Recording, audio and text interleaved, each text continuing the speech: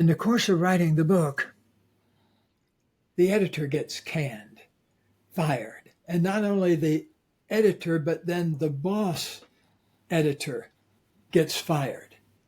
And so suddenly they bring in a new squad, and nobody really cared about my book. Yeah. Oh. And it was heartbreaking because I had poured my soul into this book. Plus, I'd spent half the $250,000 already. You are listening to My Rejection Story, hosted by Alice Draper. Hello, and welcome to My Rejection Story. It is hard to peg a bio to gay Hendricks because he's done so much in his life that I'm not sure what to include. I've seen Gay's books sitting on bookshelves at home and at friends' houses for most of my life. Alongside his wife, Katie Hendricks, Gay has written more than 40 books, trained thousands of coaches, appeared on Oprah, and hosted seminars around the globe. Gay also coined the term zone of genius, and even though I read Gay's work on moving into the genius zone, I only recently discovered that he coined this term as I was preparing for this interview. Welcome to the podcast, Gay. It's such a pleasure to have you. Well, thank you very much, Alice. I appreciate that. And it's lovely to hear an accent like yours so early in the morning here.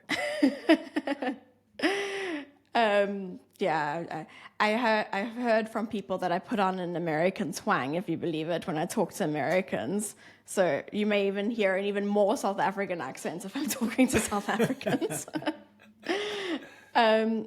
Gay, I want to kind of know if I'm wrong to say that you've dedicated a great deal of your life towards helping people find and fully use their gifts, but that this didn't come instantly to you. I think that I once read a story you shared where there was a time when you were 24 years old and not in good shape, mentally or physically, until one day you fell on the ice, which kind of met you with or you found a moment of clarity there, or a period of clarity. Can you tell me a little bit about this and kind of who you were back then? Okay, well, when I was 24 years old, maybe I need to start before I was born because when my mother was pregnant with me, my father died suddenly at age 32. And so she didn't actually know she was pregnant when my father died because it was just a month or so into my gestation. So nobody knew I was there. And then my father died and my mother went into a deep grief state. And then suddenly she realized she was pregnant. And so there was a lot of stuff going on in my prenatal time. And it led to something. There are certain hormones that you are activated if the baby thinks it's starving. It holds on to weight and to fat. And my mother went into a deep decline when she was pregnant with me, and she started out weighing 120 pounds, but by the time I was born, she had kind of starved herself down to 89 pounds, and she really looked like skin and bones from the pictures I've seen. But it was a stress response to her, but it reset something in me that by the end of my first year of life, I was one of those babies that had rolls of fat on him. And I was in the top 1 or 2% of baby weights.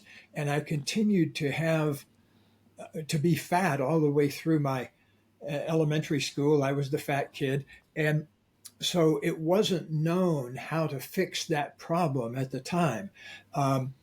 And so I went around to I was taken around to specialists and put on diets. And one year they put me on diet pills, basically amphetamines that I, could only sleep about 4 hours a night, but I made good grades that year.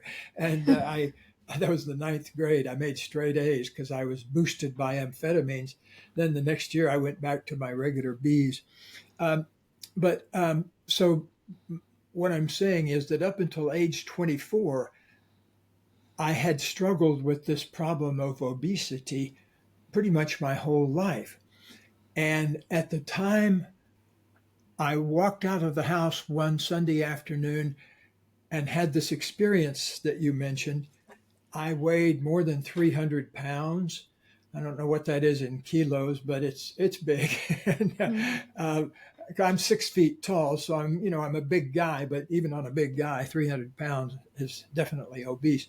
And so I'd already gotten into a very toxic relationship too that I'd been in for a couple of years, and I couldn't get out of it because I had like $39 in the bank and didn't even have enough money to rent another place.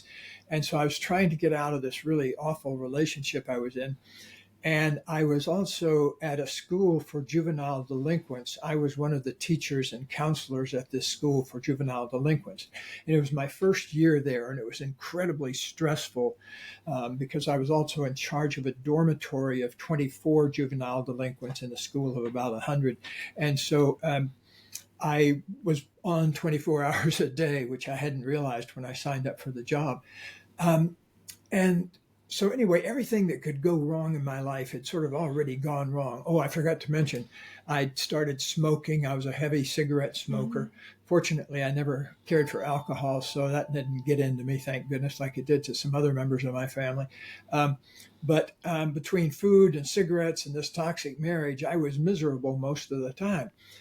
So, what happened was, thank the good Lord and goddesses and whoever, I went out for a walk one afternoon on a winter afternoon to kind of clear my head after a big argument with my then partner. And um, she and I argued all the time, but for some reason this afternoon had been a particularly blowout one. And so I went out for a walk, and I was walking down a country road in New England, and I stepped on a place where there was snow covering a patch of ice. And I stepped through the snow, but I hit the ice, and my feet shot out from under me, and I went wham down on my back. I hit my head, but I didn't knock myself out.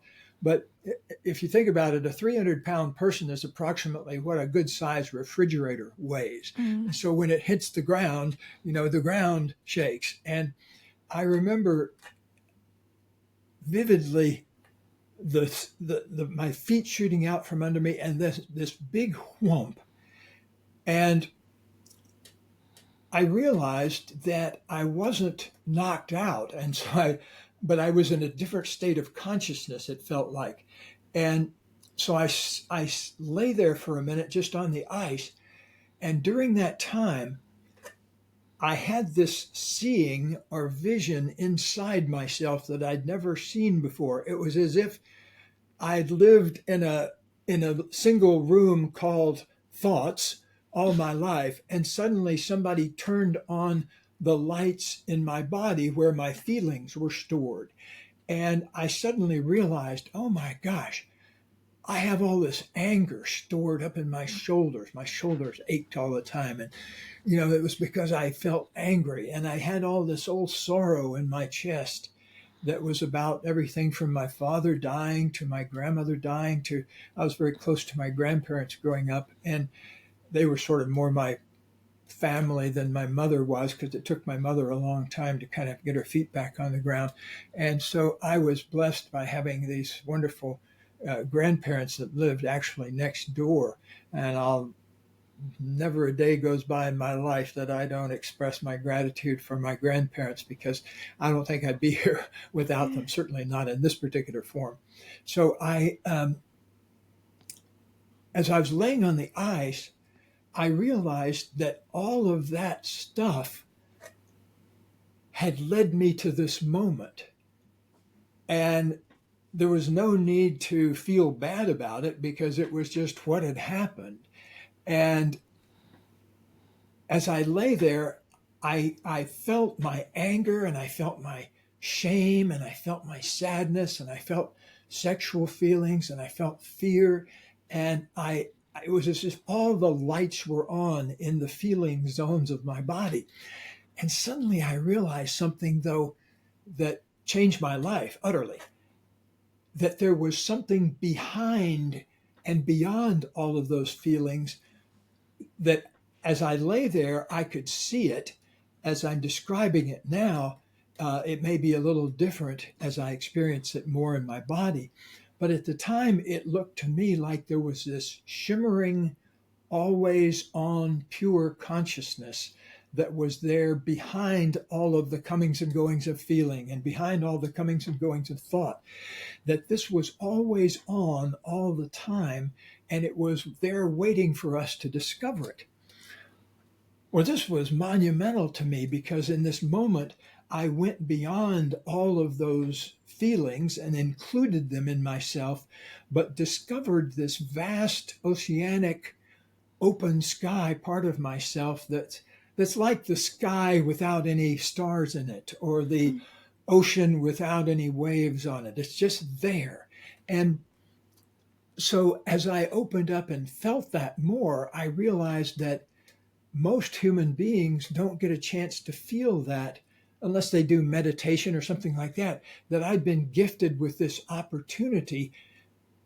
Although it took me a slip and fall, I tell my students now, I say, the universe is happy to teach us by tickling us with a feather, but if we're not paying attention, it'll gradually get around to doing it with a sledgehammer.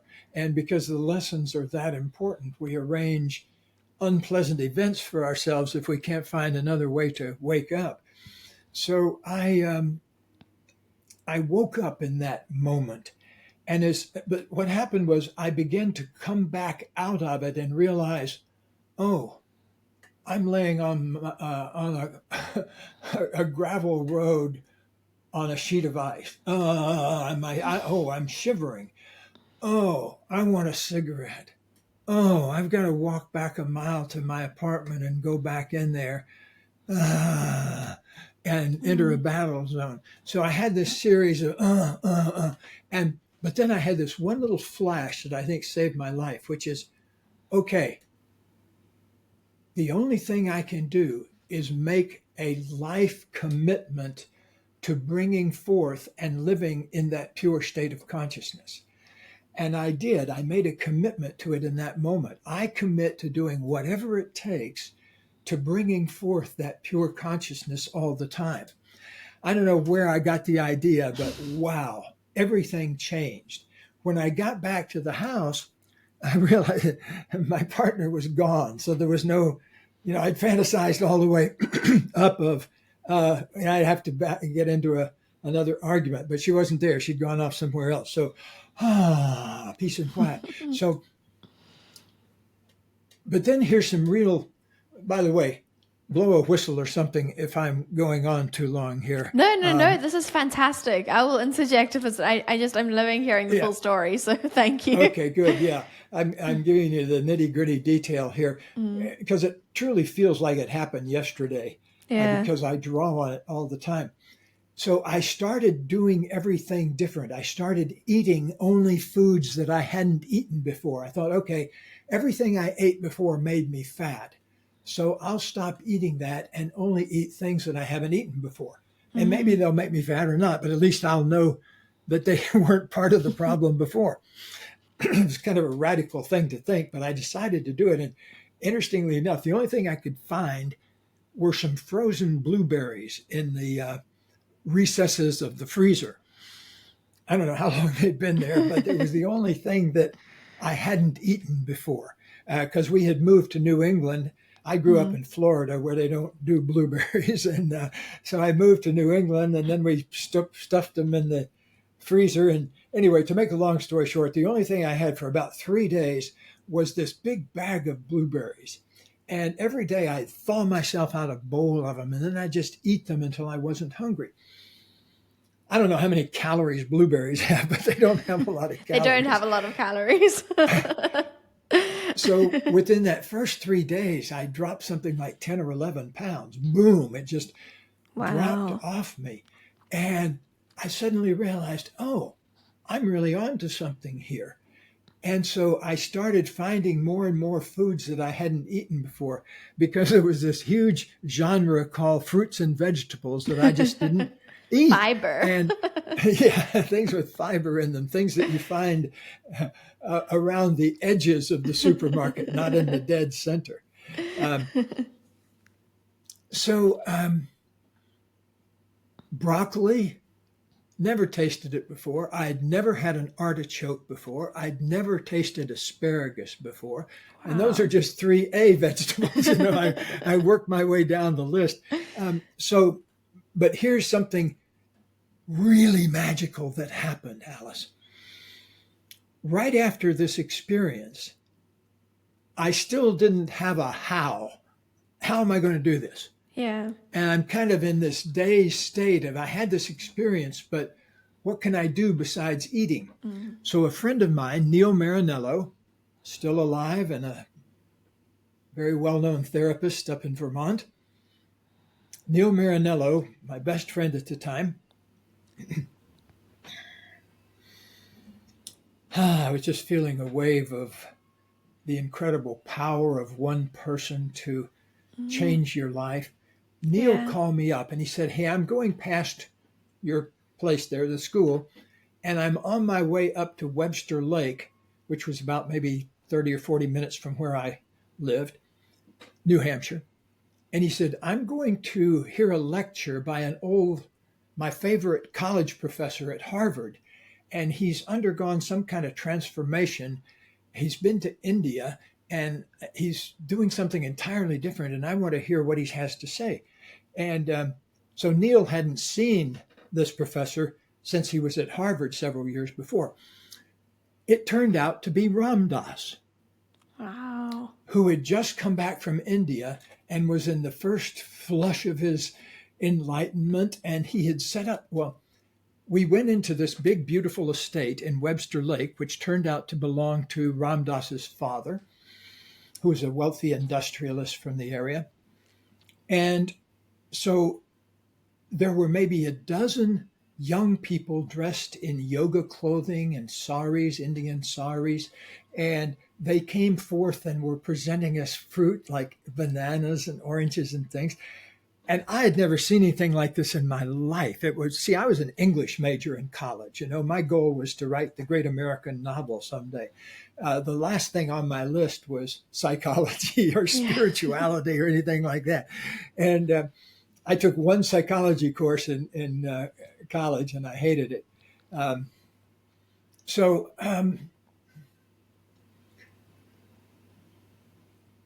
in this unusual situation, Ram Dass, who was dressed in white robes, sat down, and he was probably maybe 40, maybe 35, 40-year-old Jewish man. And he was totally at ease in what he had to say. Everything he had to say came from this kind of effortless place. And what knocked me out was he spoke for 3 hours without looking at any notes. Yeah. Occasionally, he would pick up a picture of a grizzled old man. I found out that it was Guru from India, and he would look at it, and then he would smile, and he would put it down, and then he would start again. And the Yeah. first thing I asked him after the lecture was, I went up right away, and I said, Mm. "First, where are you getting this stuff from?" I said, I'm a teacher. I go even with juvenile delinquents, I go in with 3 pages of notes to a single class. Where are you getting this from? And he said, "Oh, it's just there. And all I do is open my mouth and give voice to it." Do you know how Wow. crazy that sounded to me at the time? What Now was it going wouldn't through sound your a head bit. at the time? What do you remember what thoughts kind of went through? That's what went through my mind. That's the craziest thing I've ever heard in my life. Uh, but I saw it with my own two eyes. Yeah. Okay. Yeah. And so there must be some validity to it. My second question was, I said, I just had this experience of falling on the ice. And I told him a thing about it. And I said, if you were me, what would you do? Mm. What would you do? And he said, well, here in America, you might do some therapy, which is a fine thing. But if you were in India, you might you might go to a meditation retreat or learn to meditate. You might do some breath work, pranayama.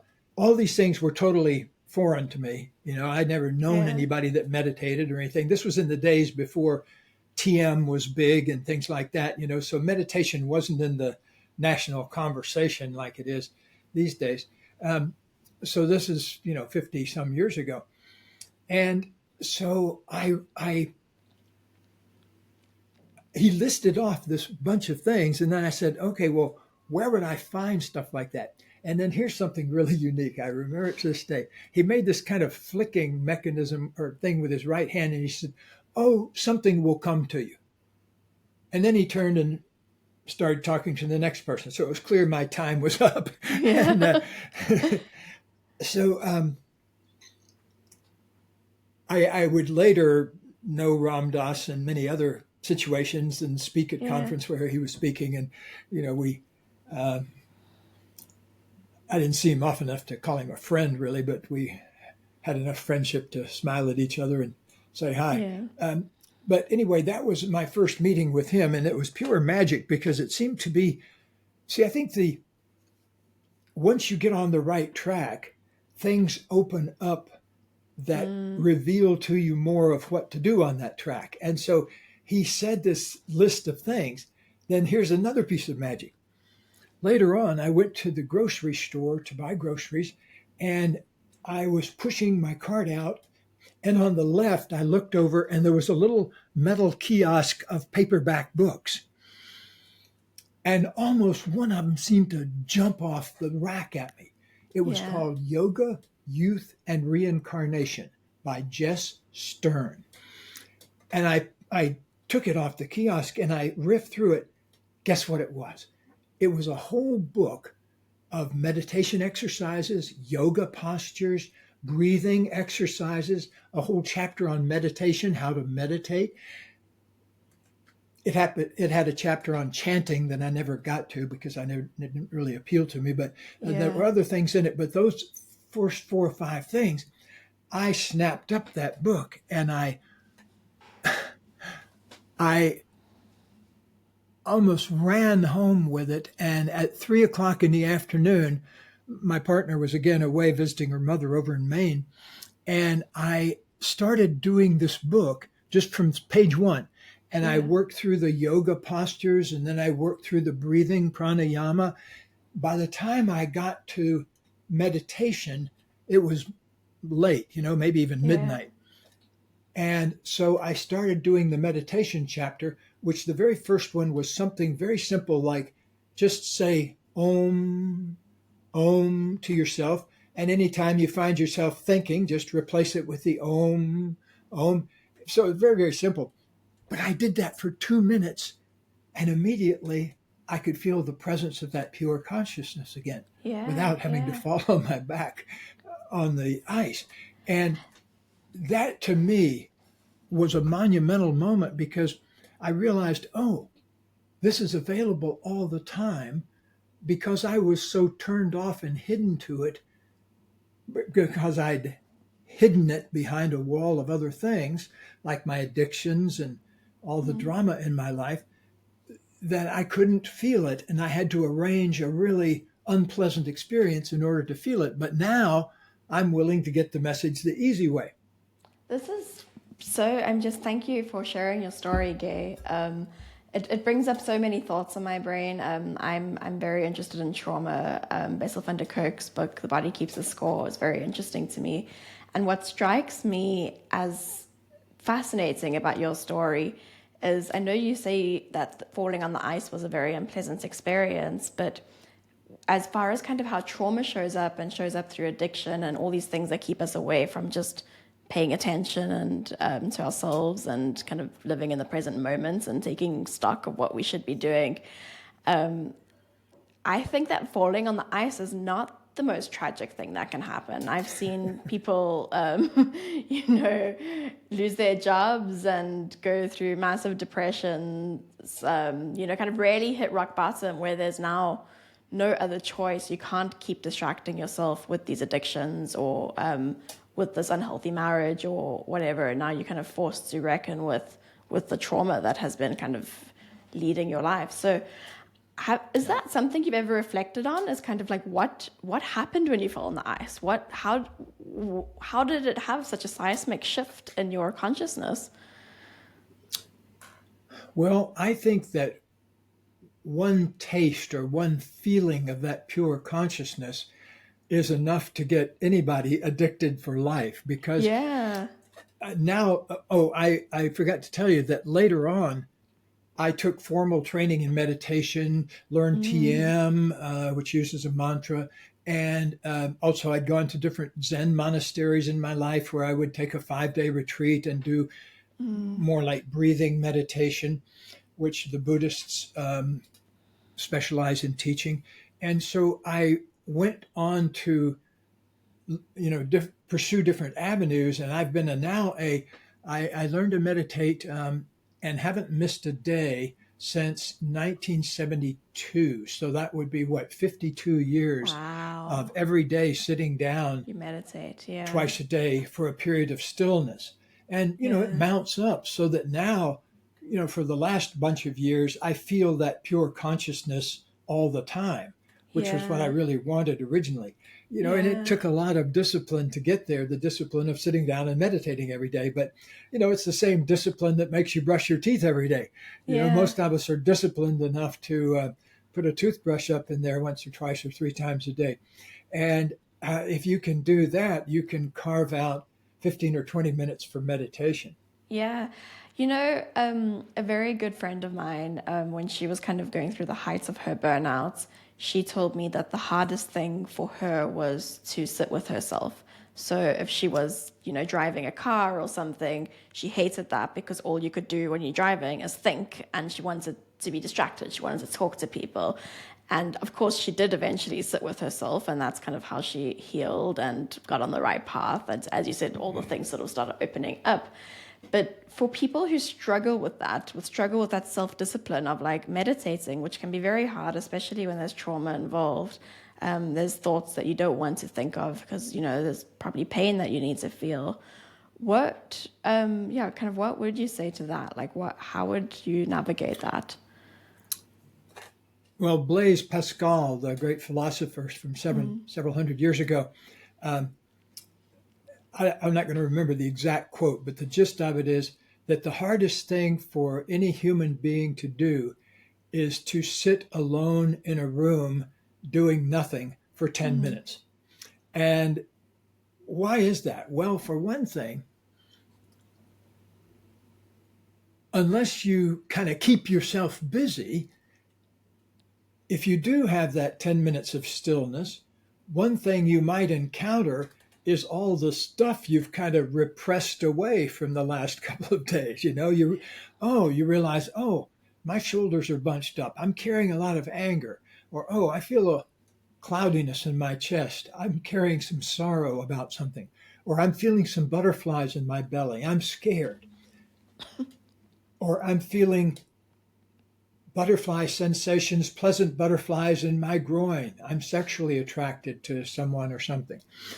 So we become aware of our feelings by kind of the stopping of doing things for a little while. Certainly, you can get to the place where you can be aware of your feelings while you're doing things, but many people distract themselves through busyness or addiction that keep them from actually taking a breath into themselves. My mother died from her addiction to tobacco. She was a lifelong chain smoker and for many years unfiltered cigarettes, and wasn't until later on in her life she switched to filtered cigarettes. And so by the end of her life, she had emphysema, chronic obstructive pulmonary disease, and had to be on oxygen all the time. Um, but at the end, she couldn't smoke. And in a way, she was forced for the first time to feel feelings she had put away when she started the addiction when she was, I think, 15 years old. And wow. so, my goodness, there's a lot of feelings that Yeah. occur in your teens and 20s and your 30s that you pack away underneath those addictions.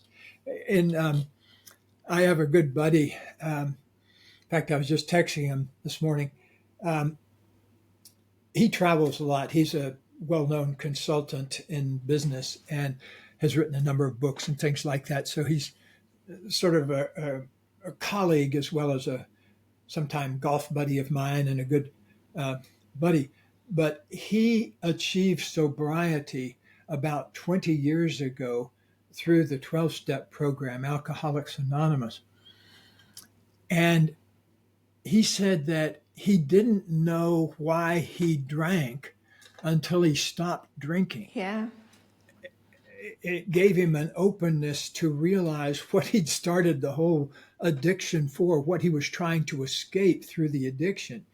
And some of it went way, way, way back. But now with 20 years perspective, one of the most beautiful things I've ever heard him say, that his life changed the moment he stood up in front of that group for the first time and said, "My name's John, I'm an alcoholic." Yeah. Just Yeah. to be able to say that the way it is. It took him years to work up the courage to go to one of those groups. I He can was believe one of those that. "I'll quit tomorrow" guys. Yeah, I have a friend who's a recovering alcoholic, and she told me that admitting the alcoholism was the hardest thing because a part of the addiction is you just don't. She didn't never wanted to let go of the idea that she wouldn't be able to be someone who drinks, and if you admit that you're an alcoholic, you have to admit to yourself that this is not something you can sustain. It's ruining your life. There's Yeah. kind of a huge, scary moments of clarity that comes from that. So reaching Yeah, that because you point go of face to face with yourself. You go face yeah. to face with the thing that you've been trying not to face. So But for anyway, blessings to anyone, anyone who. do you know that I give away a copy of every author who comes on this show's book? All you have to do to enter is subscribe to the podcast, review it, send me a screenshot at media@hustlingwriters.com and tell me which book you're entering for. And I might just be mailing you a copy of the book, but also you're helping me grow a show that I am so passionate about, so delusional about. I wanted to be on Times Square. I want to be interviewing the biggest and best authors, and I need all the help I can to get there. Your subscribe means the world. Your review means the world. So thank you, thank you, thank you. And let's resume with the episode. Does that. For anyone who's really struggling to face that thing, who is in denial about what, and it doesn't have to be alcoholism. It could just be that maybe you are in a job you hate, or you're doing things that are just not aligned towards you. What would you say? Kind of what steps could someone take to try face that hard thing that they're not facing? Yes. Well, let me give you. We have a 4-element algorithm for transformation here. Algorithm is something you can put into the machinery that makes something work quicker. Well, if you want to transform yourself quicker, these 4 steps are the way to do it. Mm. And they spell out the word FACT. The F stands for facing. Just like we were both talking, at some point you have to face it as it is and say, "I'm scared," or "I don't know what to do," or "I've got this anger that keeps messing me up and I don't know where it comes from and how to deal with it." You have to get humble in the face of your shadow that's been creeping up on you for the last umpteen years. And so that's facing. At some point you say, "I'm willing to face that." The second step is acceptance, that things will continue to bother you until you accept them as they are. I accept that I'm anxious, or I accept that I'm angry. I accept that I'm scared. So whatever that feeling of acceptance is, that's the second step. That's an important thing in transformation. To accept yourself is to love yourself in a way. Yeah. Loving yourself is at the root of many, many issues. Many people, because they don't love themselves, they feel a deep sense of shame or being ill at ease with who they are. They try to pretend that they're lovable, and that makes them obnoxious because they're trying too hard. Or they don't pretend, they just hide behind that old decision that I'm unlovable. But at some point, a person has to face and accept things which open up a space of real different kind of unconditional regard for yourself. Mm-hmm. The third step, FAC, is choosing something and making a commitment to it. Choosing a new path, like I made a commitment to eating only food that I hadn't eaten before. Oh, I got to tell you about something else. Well, let me tell you about T first. T stands for taking action. So FACT, facing it, accepting it, making a new choice and commitment, and taking action. That's what moves the process. So you can check yourself out anywhere along the line and say, okay, have I faced it? Yes. Have I accepted it? No, Working maybe on not. it. And so, you work on that. Yeah. Or have I faced it and accepted it? Yes. Well, what have I committed to? So using that 4-step process can show you where you are in the process of clearing up some old pattern. Yeah. And the nice thing about 12-step programs is they have a kind of a plan for it. Yeah. I've always been very impressed with that. There's that step, I forget which it is, where you go around and make amends to Yeah. people that your addiction inconvenienced Yeah. or caused pain to. That's a very powerful thing. Yeah. I've done it myself. I used to teach a course on transformation at the University of Colorado. And during the course, I would have a 12-step person come in and take everyone through a set of steps, even though the person may not have been addicted to anything, but just to feel what it feels like to go around and make amends to somebody. Yeah. Yeah. And it's a very powerful thing. There are lots of, as a good therapist over the years, one of the things you have to do is sometimes invite people to go to someone that they've had difficulties with and deal with them in a new way. I wanted to tell you something about the upper limit problem, though, because remember my radical diet of only eating things that I'd never eaten before. Within the first month of doing that, Alice, I lost 35 pounds, so more than a pound a day. Yeah. Basically, 1/3 of my excess body weight disappeared in a month. And I felt, so good all the time. I just had these great feelings streaming through me all the time. And because I knew my life was changing right in front of my eyes, or when I stepped on the scales right under my feet, I could see it. And, there were a couple of days where I lost like 4 or 5 pounds in a day. Wow. And it was just unbelievable. And that shows you how much water I had stored in my body, fat being a lot of water. And so, but what did I do? I encountered what I now call the upper limit problem. One of my well-known books is The Big Leap. Yeah, it's something you write about. Yeah, and in that book, I say it's about two big things. It's about the upper limit problem, and it's about uncovering your genius zone. The upper limit problem I came face to face with after that month.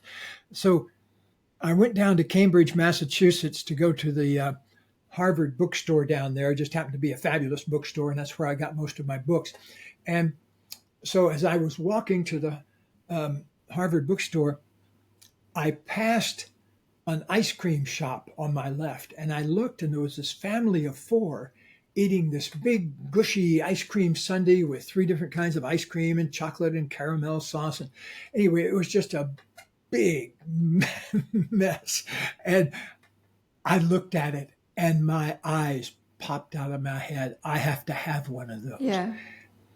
And after this month of clean eating, I went in and I bought one of these. I was in a trance, and I bought one of those for myself, not for a family of 4. And I take it over to a table, and for the next 20 minutes, I'm gobbling this unconsciously. And I just felt so great because of all the sugar. 20 minutes later, I was walking down the street, and it was like somebody hit me in the stomach. I got the worst stomach ache of my life. I actually doubled over and was kind of doubled over on the sidewalk. And I remember a lady asking me, are you okay, sir? Are you okay? I was far from okay, but I said, yeah, I'm fine. But I kind of, that made such an impression on me. Suddenly, when I kind of came to my senses, I realized, oh my gosh, I didn't know how to sustain that feeling Yeah. infinitely. So I found a way to get back to where I was before I started. Yeah. Ooh, it was like I administered a test or a pop quiz to myself. So that made a huge impression on me. I didn't have the language for it yet. I didn't start calling it the upper limit problem until much later when I was working with people more in the late 80s and 90s. I came up with that term. I'm now proud to look. I Yeah. look on things like Twitter, now X, and Your hashtag upper limit terminology. problem and hashtag big leap and hashtag zone of genius. I thought, oh, yeah, I millions of I people. mean, I didn't know, as I said in the start of this interview, I didn't know that you coined the term zone of genius until I prepared for this interview. Even though I'd seen your writing on it, I didn't put two and two together. These are sort of terms that everyone uses. Um, Well, on what I get tickled by is I love it when we make up a term around here and then we later see it on TV, Yeah. because all of the Hollywood film writers, if you want to meet a Hollywood film writer, go to the self-help section of a big bookstore in LA. I Okay. guarantee there's a screenwriter over there madly thumbing through trying to get insight into what to put into Into the uh, films. Wow. yeah. So on that kind of the upper limit problem, and I love your story about, fear, having a fear of sustaining good habits. And I can see that kind of play out in lots of areas of my life. If things are going too good or I'm doing too good at something I kind of think, well, when's the ball going to drop? When am I going to like mess this up? And I think the dangerous side of it is it can show up as self-rejection, which is, in my opinion, the Yeah. worst form of rejection, which is like, I'm like, I can't go for this because it's too big. I'm, you know, pushing myself. And that's actually an effort not to self-reject is why I'm doing this podcast and, having my team working on this podcast and stuff is because for a long time I told myself it's too much work. It's too much work to do something. Let's just focus on the stuff we have with clients. It's bringing in money. And then I kind of thought, well, like, I don't want to look back at my life in 40 years' time and know that I didn't try something that I had a lot of clarity on. I'd rather know I went all in and it like didn't work out as planned than I didn't go all in. So I'm curious to know from you if you've ever faced the upper limit problem in your career. You're an author. You have done incredible things in your career. Is this a problem you've had, like in spite of kind of doing this work? Have you ever encountered this problem and kind of how have you navigated that? Oh, sure. Even as a successful author, I've encountered rejection in a couple of ways. Like, for example, just even thinking of this makes my hair, what I have left of my hair, stand on end. Uh, back about 25 years ago, I wrote a book called The 10-Second Miracle.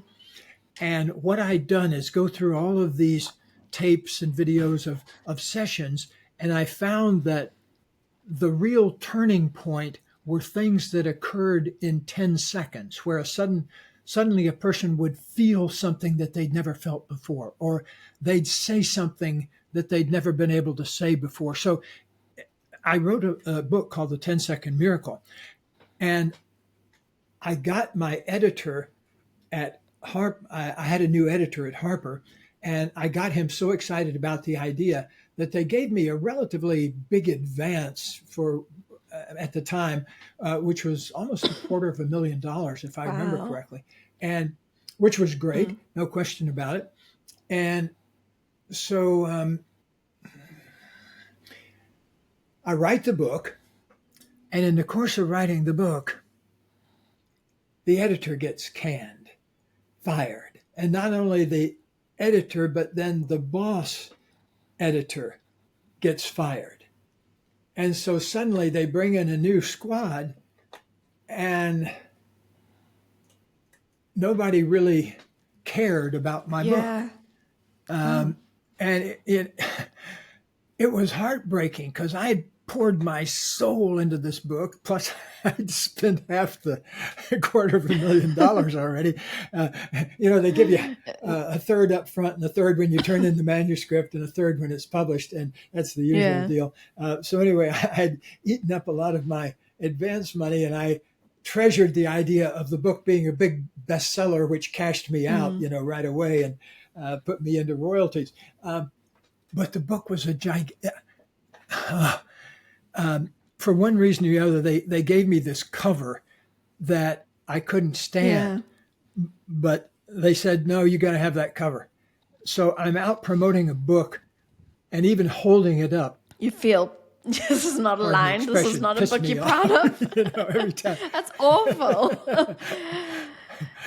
It would be like standing up selling a food item that you don't like the taste of or the way it's packaged. But anyway, so it was a heartbreak, and I still feel the pain of that today, that the book didn't do well. And so that would be one type of rejection where, I kind of poured my heart and soul and then had the thing flop. On another occasion, this is an interesting one. This also speaks to rejection as a successful author. I pitched the idea after The Big Leap came out back in 2009 or 10, something like that. I pitched the general idea of having a workbook that went along with it, which to me still seems like a fabulous idea. And that's the idea that led to writing this other book called Your Big Leap Year that just came out this year. It's a day book. It's a day at a time. Do this on day one, do this on day two. And so we're about halfway through this first year that the book has been out. And so now people have worked through about half of the book, and I'm getting lots of feedback on it. And it's very heartening. I always say I have the best inbox in town because people always write me with the big leaps they've taken. But when you take a big leap, you often encounter this upper limit problem. And the thing you've talked about is one of the core fundamental limiting beliefs that causes the upper limit problem. And that's the belief that I don't have what it takes, or I'm the wrong age, or the wrong gender, or the wrong skin color, or the wrong whatever it is, that I don't have the right education. Whatever the limiting thing is that we think we're limited by, it's usually unconscious. You often don't realize what that thing is until you spend a little time kind of opening up and wondering about it. Wonder is one of the best tools we have for human transformation, because the moment you can begin to wonder, why is it that I keep messing up my relationships after 6 months or so? How come I haven't had a really close relationship for longer than 2 years? These are questions I asked myself 40 some years ago before I met Katie, because I had messed up one relationship after the other. I just think, sorry to interject, like, but I think for anyone listening, if there's one thing you can take away, it's really ask yourself, because you talked about earlier when, you noticing these things is the first step when you're talking about your steps. And I think like asking these questions about why is it this way? Why have I always been in a job I hate? Or why have my relationships made me unhappy? I think is one of the first steps to actually being able to name what's happening. Sorry, you can carry on. No, I totally agree. I say that wonder is the best superpower we have, because the moment you genuinely get humble enough to wonder about something, you get information that you didn't get otherwise. Precisely. Einstein, if you look at his notebooks, Einstein wondered about a particular physics problem every day for 27 years before he kind of, I see how that works. Yeah. And that's a period of intense and it's wonder. humbling. Like, you wouldn't think that a genius like Einstein spent 27 years wondering about one thing. Because I don't know if you've ever had this, but if I do a crossword puzzle, I get frustrated and know immediately that I can't immediately solve it. And I've been doing more and more crossword puzzles, and I've realized, like, there's an intense satisfaction that comes when you do solve it. Once you've spent enough time having the patience to really sit with the fact that it's not coming instantly. But the ego doesn't like to not know things instantly. So yeah, I love that. I I I don't like crossword puzzles. I've never been able to finish one yet. I've tried because everybody in my family loves them. The other thing um, what's the one, Yeah, Sudoku yeah, or something yeah. like that, that you use numbers for? I have never been able to figure out what that game is all about. I had a friend of mine who's a brilliant PhD engineer try to explain Sudoku to me, and I was unable to get it. So if you've gotten Sudoku, you can know that you're doing better than acclaimed self-help book author Gay Hendricks. But this is, the zone of genius is your zone of genius is not Sudoku, and that's okay. It doesn't need to be. Thank goodness. Well, that's how great it's great having a great marriage to a partner that, she's, we're similar in many ways, but she's incredibly different from me in ways that make a difference in our relationship. She's Mm, very well mm. organized and knows how to communicate, tell people what to do Yeah. and things like this in a way that gets them to do it. And I've just never been very good at administrating anything. And so fortunately, I've linked up with somebody who's a genius at that and actually likes doing it. And so it makes for a good Yeah, partnership. I love that. I often say something similar about me and my partners. In many ways, we're so different, and it's just I feel like it very much. I hope he feels the same, but I feel like he fulfills a lot of the weak areas in my life. I'm not very analytical and not a great planner. I'm much more kind of on the intuitive, emotional side of things. But on this topic of the zone of genius, so your zone of genius is not Sudoku, but your zone of genius is writing. And I think I heard you talk about kind of how you always knew you wanted to be a writer. You learned to read before you started school because you so badly wanted to do that thing that your siblings were doing. And so, what I want to ask you about is that because on this podcast, a lot of listeners are going to be authors or aspiring authors, and I'm interviewing exclusively authors. I think a lot of people will know that their zone of genius is writing, but writing is not always the easiest profession to get to monetize, to get money out of, or to get recognition or visibility, especially if your goal is to publish a book. So, do you have any advice for people who perhaps are facing an onslaught of rejections from their writing, even though they know this is their zone of genius, this is the thing that they can do and do really well?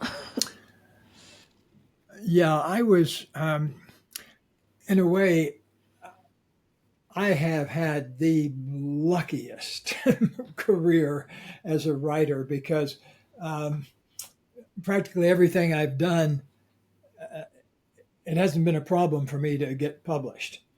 And so I've written 51 books Amazing. over the past 50 Yeah. some years. And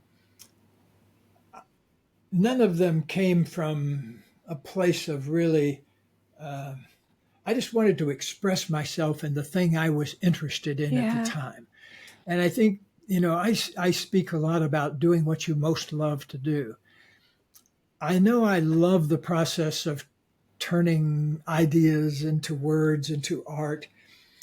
I got one of the greatest boosts when I was at the University of New Hampshire. One of my professors, Dwight Webb, I told him, Dwight, I love this new field I'm in, counseling, and but I love writing.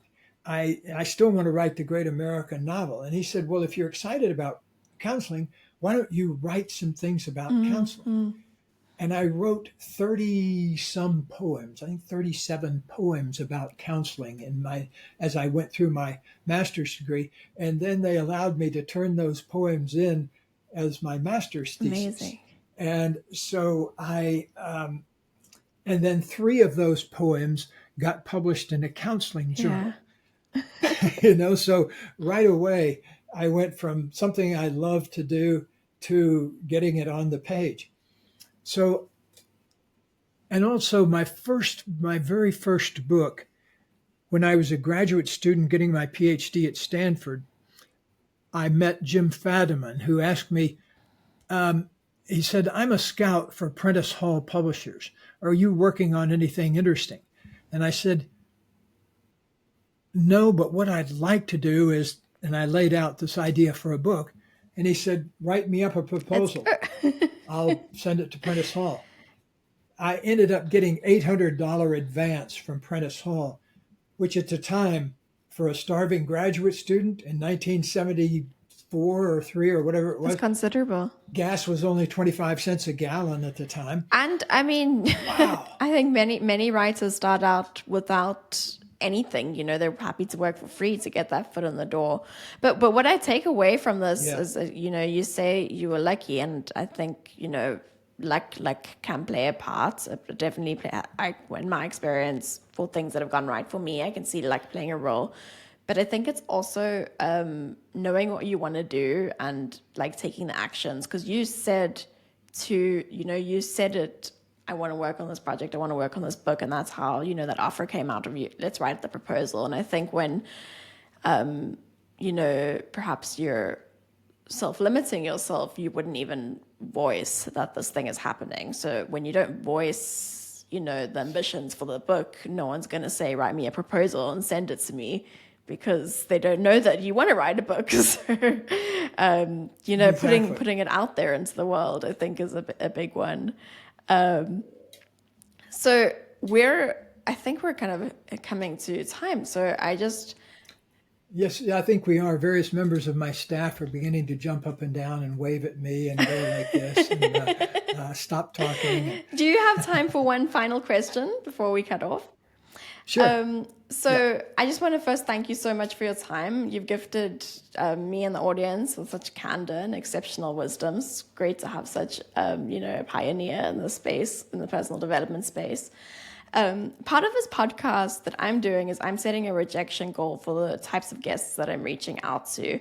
And I was wondering if you have any advice on who I should be pitching next as a guest. My goal is to have a wall filled with rejection notes from notable people. Oh, okay.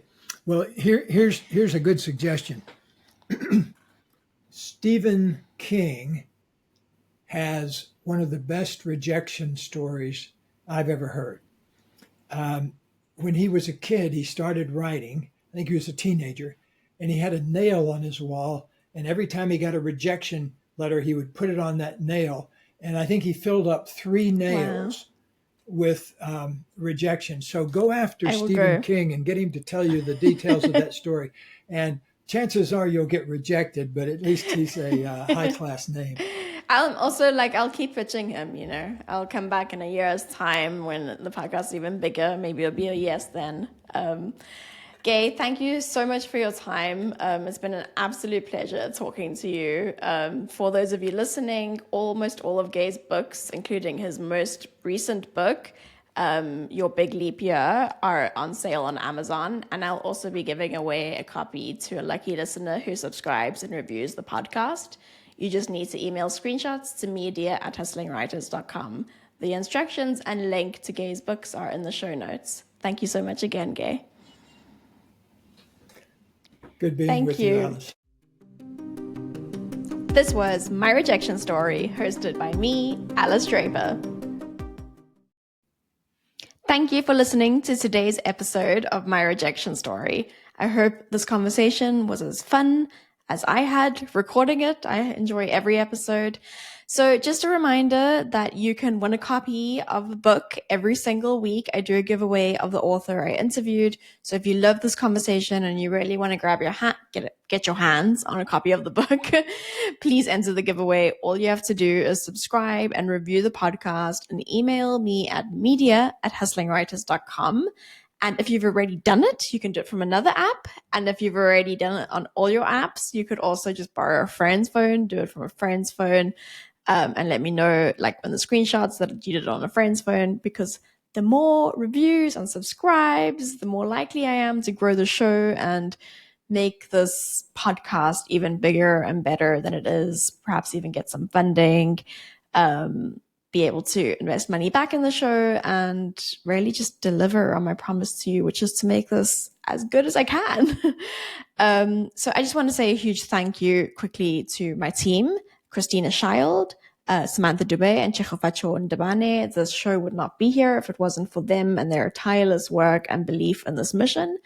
And then a huge thank you to the distribution partners. So there are some amazing people out here trying to get the word out to their networks, and also people that I think you will find extremely helpful, because if you want to write a book and get a book out there, these are experts in book writing and book publishing. So a couple of writing coaches who are highly recommended in my field: Emily Tameo Maher, Lindy Feel, Tracy Stewart, and Javasia Harris Bowler are all highly recommended writing coaches. And I know so many people who have used writing coach, and it's really helped them get the word out there and get the book out there and not just stay stuck in that draft phase. So their details are all in the show notes.